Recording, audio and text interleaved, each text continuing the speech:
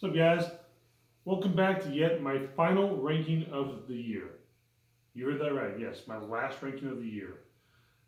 In between now and the end of the year, I'll do probably about 4 or 5 reviews, and then I'll kick things off with a ranking next year with the Child's Play / Chucky franchise. Today I'm going to be ranking the Open Water trilogy from least to most favorite. Let's get started. Coming in at number 3. My least favorite out of these movies is Open Water 3 Cage Dive. This is a little found footage movie that came out in 2017. Now, all 3 of these movies are very loosely connected. They have little to nothing to do with the previous film. You basically have a trio of friends, like 2 friends, and then the girlfriend of one of the friends who's seeing the other guy.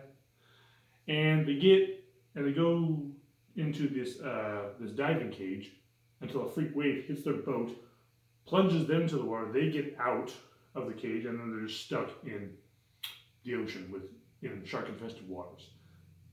It's similar to some degree to the first one, except for the diving cage. So positives, I like that they tried to go back to the shark aspect of the first movie. And I also like that they decided that they filmed actual sharks for this movie. My only negatives are that they didn't really go in a different direction, and the characters kind of suck. I mean, you don't really care about them, you don't really connect with any of them, so it's kind of a mixed bag. It's not a terrible movie. It's well made, it's well shot. It just could have been a lot better. So I'll probably give it 2.8 skulls out of 5. I can't really recommend that one.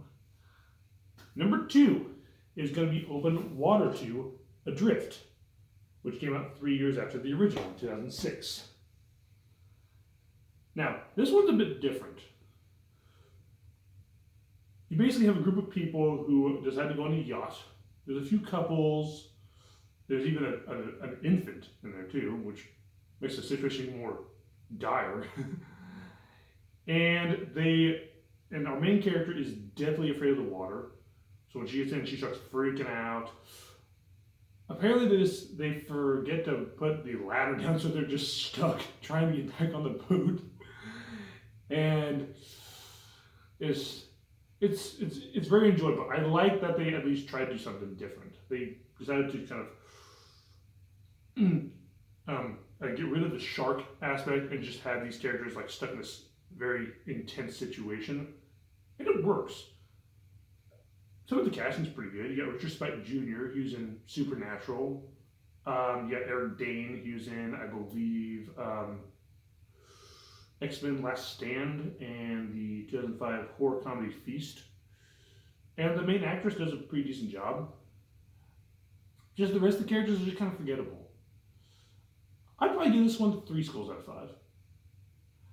But my number 1 open water movie is going to be the original Open Water, released in 2003.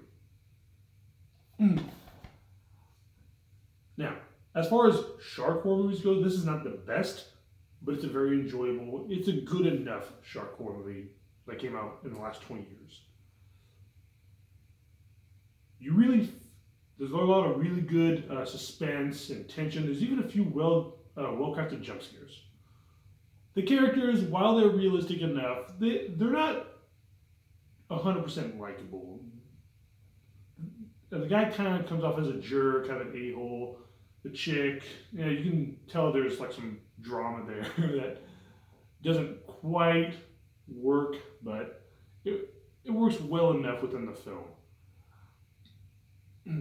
I'd probably give that one 4 skulls out of 5. I can for sure recommend the first one, somewhat recommend the second one, not so much the third one.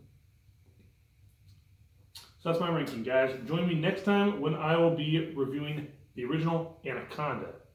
But until then, stay safe and keep social distancing.